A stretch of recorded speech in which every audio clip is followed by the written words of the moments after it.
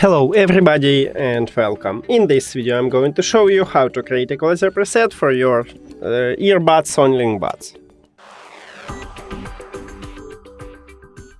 You have to start by opening the application, and after that right here we have equalizer, so click on it.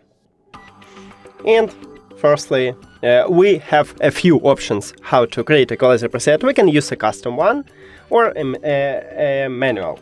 So let's get started with a custom one. Click this settings icon here, and now you can create some preset for you. Clear bus, and then click OK. And we just did it.